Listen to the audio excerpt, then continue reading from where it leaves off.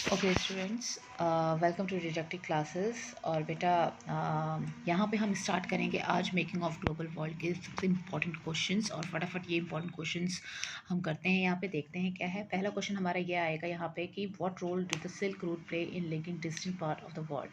Silk route सबको पता है, और सिल्क रूट पे as such question hardly 3 number में आ जाता है, तो आ जाता है, जिसमें आप ये सिंपल सा ये लिखेंगे कि जैसे अगर हम बात करें तो जो कितने भी कार्गोज़ वगैरह होते थे, चाइनीज़ जो सिल्क होता था, जब वो वेस्ट की तरफ जो भी रूट्स ऑप्ट करते थे सिल्क की सप्लाई के लिए, वो हमारा सिल्क रूट होता था। ठीक है, सिर्फ हम एक ही रूट को नहीं बोल सकते हैं, नंबर ऑफ़ रूट्स उस वक्त हुआ करते थे। और जो हमारे हिस्टोरियंस थे उन्होंने land and via sea route बहुत सारे सिल्क रूट को उन लोगों ने इन्वेंट किया, कह सकते हैं। ठीक है, तो हमारी जो चाइना की पॉटरी हुआ करती थी, टेक्सटाइल हुआ करती थी, इंडिया के स्पाइसेस हुआ करते थे, तो ये सब जितने भी जैसे भी जिन रास्तों से जाते थे उनको सिल्क रूट कहा जाता है। और बदले में हम लोग यूरोप से प्रीशियस मेटल लेकर के आते थे एशिया में। ठीक है, जो हमारा बुद्धिज़्म था, ईस्टर्न इंडिया की बात करें, जो एमर्ज हुआ था, बहुत सारे प्लेसेस पे फैला बिकॉज ऑफ सिल्क रूट। तो ये इसकी इंपॉर्टेंस है, तो एक बार क्वेश्चन देख लेना आप। सेकंड हमारा आता है, new crops could make the difference between the life and the death. Explain the above statement in the context of the Irish potato famine. Potato famine का बेसिकली यहाँ पे आंसर आपने लिखना है कि पोटैटो famine क्या था, पोटैटो famine कैसे एक ऐसी चीज़ था जो लाइफ भी था, और ना मिले तो भाई लोग ख़त्म, जैसे बोलते हैं ना कि डेथ की कगार पे पहुंच गए थे। तो हमें पता है कि जो इतने भी पुअरेस्ट पीसेंट्स थे, इतने ज़्यादा डिपेंडेंट थे आयरलैंड के पोटैटोज़ पे, कि जब डिसीज़ ने पोटैटोज़ क्रॉप को डिस्ट्रॉय किया तो 100,000 ऑफ पीपल भूखमरी, स्टार्वेशन के कारण मरने लगे। ठीक है, तो ये चीज़ें इसमें आएंगी। फिर इसके बाद आता है, what were the IMF and the world bank design for. तो वर्ल्ड बैंक भाई क्यों डिज़ाइन किया गया है? IMF इट मीन्स हमारा आता है इंटरनेशनल मॉनेटरी फंड की हम बात करेंगे, जो कि काफ़ी हद तक जो पुअर कंट्रीज़ होती हैं फाइनेंशियल रिक्वायरमेंट को ये पूरा करता है, लोगों को लोन वगैरह देता है। ये सब चीज़ें इसमें आप एक बार देख लेना। बहुत डिफ़िकल्ट चीज़ नहीं है, लेकिन इस क्वेश्चन को करना ज़रूर। ठीक है, और उसके बाद अगर हम बात करें तो इसको IMF और वर्ल्ड बैंक को हम देवर known as a Bretton Wood twins के नाम से भी जानते हैं हम इसे। ठीक है, इसके कुछ चैलेंजेस थे, जैसे पॉवर्टी की बात करें, लैक ऑफ डेवलपमेंट की बात करें, जो हमारी फॉर्मर कॉलोनीज़ थी उनको काफ़ी हद तक ये जो चीज़ें उनमें कमियां थी उनको दूर नहीं कर पा रही थी चीज़ें, तो इसके लिए इसको डिज़ाइन किया गया था। ठीक, और उसके बाद धीरे धीरे इन लोगों ने अपना जो अटेंशन था वो डेवलपिंग कंट्रीज़ की तरफ कर दिया। डेवलपिंग कंट्रीज़ को ज़रूरत थी बाकी इन चीज़ों की, तो इसीलिए IMF और वर्ल्ड बैंक की हम बात कर रहे हैं। अच्छा, फिर formation of group of 77 developing country, जिसे हम G77 भी बोलते हैं। ठीक है, इन्होंने न्यू इंटरनेशनल इकोनॉमिक ऑर्डर का डिमांड किया था, सो दैट कि नेचुरल रिसोर्सेज पे कंट्रोल किया जा सके। तो ये सब चीज़ें एक बार देख लेना। फिर आता है हमारा next question, what steps were taken by the economist and politicians of the world to meet the global economic crisis. जो होती हैं उनको ओवरकम हम कैसे करें, और specially after the world war second. हमें पता है कोई भी वॉर के बाद इकोनॉमिक क्राइसिस होती हैं, तो यहाँ पे जितने भी इकोनॉमिस्ट थे, पॉलिटिशियंस थे, उन्होंने कौन कौन से स्टेप उठाए ग्लोबल इकोनॉमिक क्राइसिस से बचने के लिए। तो इसमें हमारा IMF आएगा, फिर हमारा वर्ल्ड बैंक भी आएगा, इसमें ब्रेटन वुड सिस्टम आएगा। ठीक है, और फाइनेंशियल नीड्स को पूरा करने के लिए कैसे इंडस्ट्रियल कंट्रीज़ की इन लोगों ने मदद किया। ठीक, तो और कैसे यूरोप और जापान की जो countries, European countries and Japan वाली जो कंट्रीज़ थी, उन्होंने अपनी इकोनॉमी को कैसे बहुत तुरंत रिबिल्ड किया। ठीक, उसके बाद give 3 example to show that the world change the discovery of new sea route to America.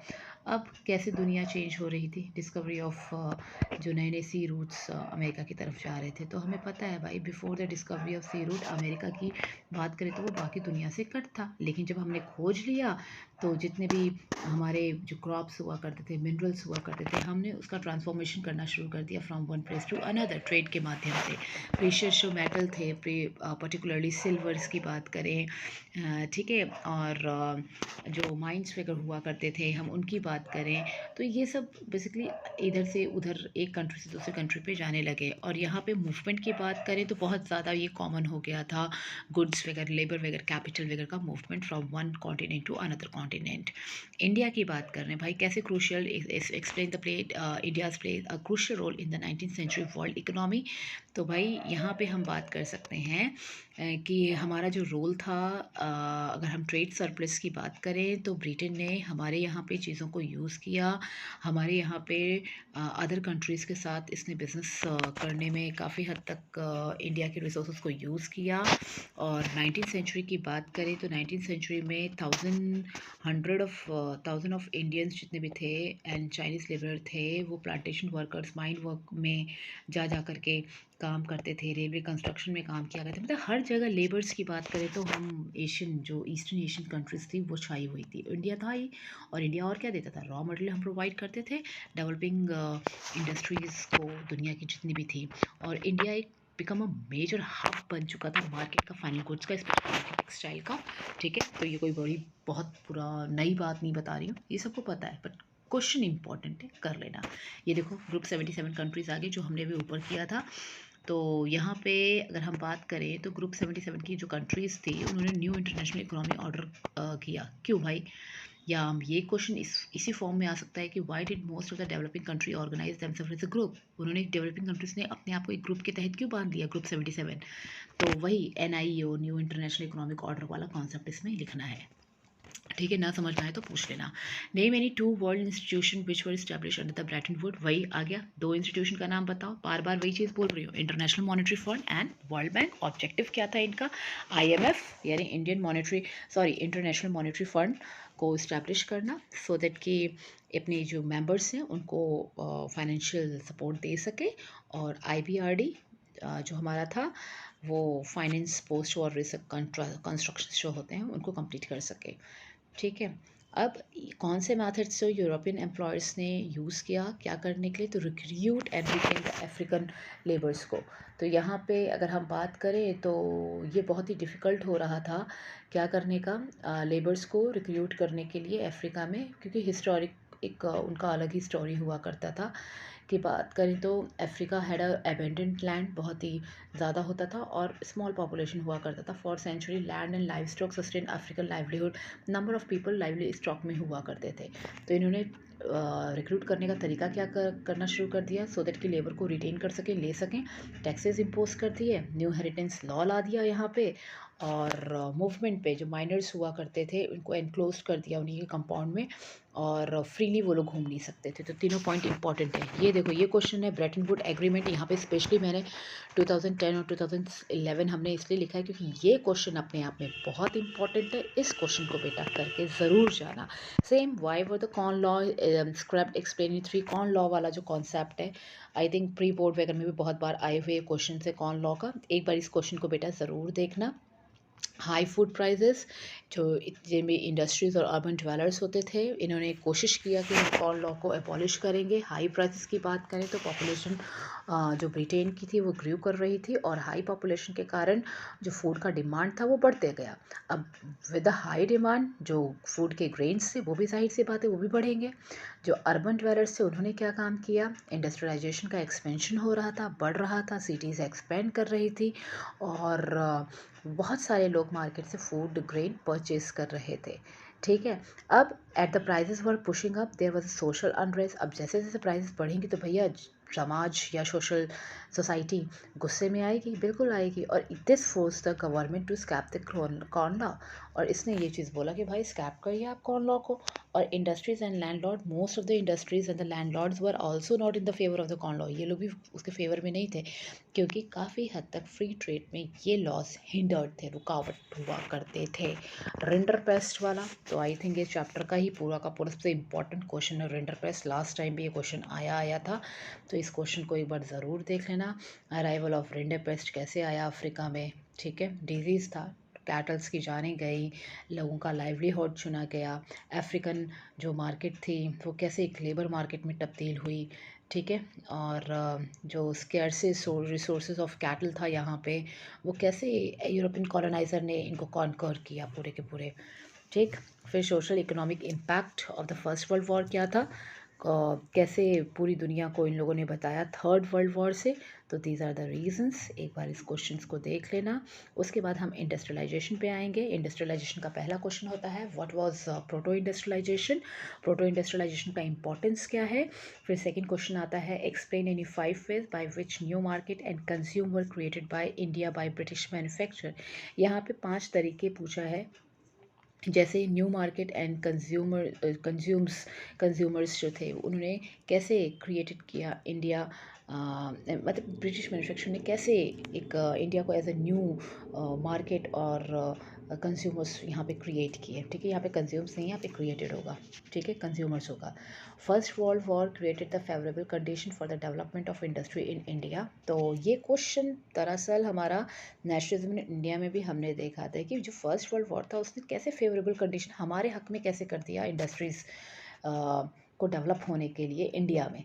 तो इस स्टेटमेंट को आपने एक्सप्लेन करना है। तो एक बार इन क्वेश्चंस को देख लेना। जैसे कि हमारी ब्रिटिश मिल्स तो बिजी हो गई वॉर नीड्स को पूरा करने में, जो इंडियन फैक्ट्रीज थी वो होम मार्केट के लिए सप्लाई करना शुरू कर दिया।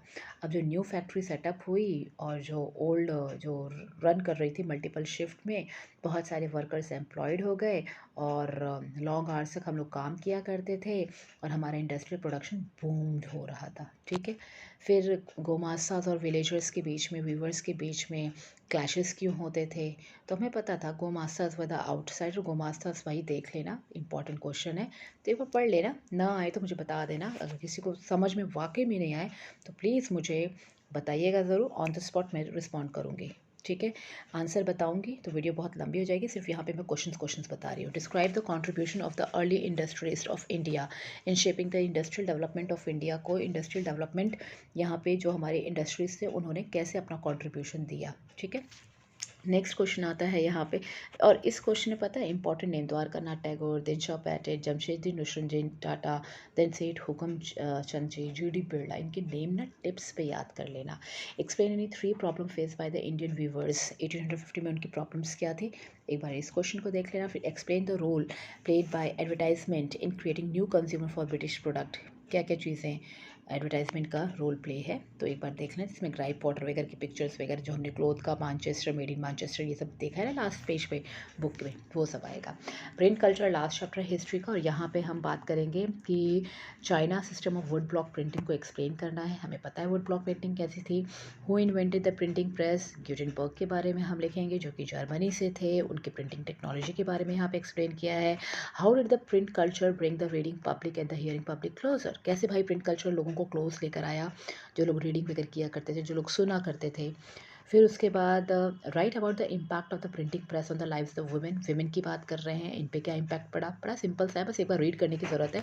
पॉइंट्स में देखो, पूरे आंसर्स पॉइंट्स में बेटा, और ना है तो उसे पॉइंट्स में बना लो, लेकिन यहाँ पे मैंने कोशिश की कि पूरे आंसर्स पॉइंट्स में दे सकूँ। उसके बाद आता है हमारा question number 5, explain the effect of print culture in the religious fair. यहाँ पे देखो मोनाकियो का भी नाम लिखा है हमने। यहाँ पे हम मार्टिन लूथर को भी एक्सप्लेन करेंगे। यहाँ पे हम रोमन कैथोलिक चर्चेस की हम बात करेंगे। ठीक है, इन सबको हम यहाँ पे करेंगे। Briefly describe the Indian manuscripts and their drawbacks, ये पूरा का पूरा मेंशन है, एक बार कर लेना। फिर आता है हमारे यहाँ पे how did the printing press lead a new visual culture in India. तो यहाँ पे चीप प्रिंटिंग, कैलेंडर्स और बाकी चीज़ें हैं, वहाँ पे ये हम मेंशन करेंगे।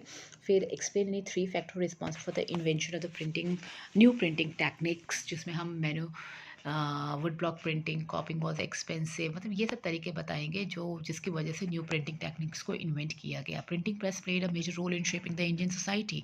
तो हमें पता है न्यूज़पेपर हो गया या बाकी जो चीज़ें हो गई, रिफॉर्मर्स हो गए, कैसे कैसे उनका डेवलपमेंट हुआ बिकॉज ऑफ दीज बुक्स।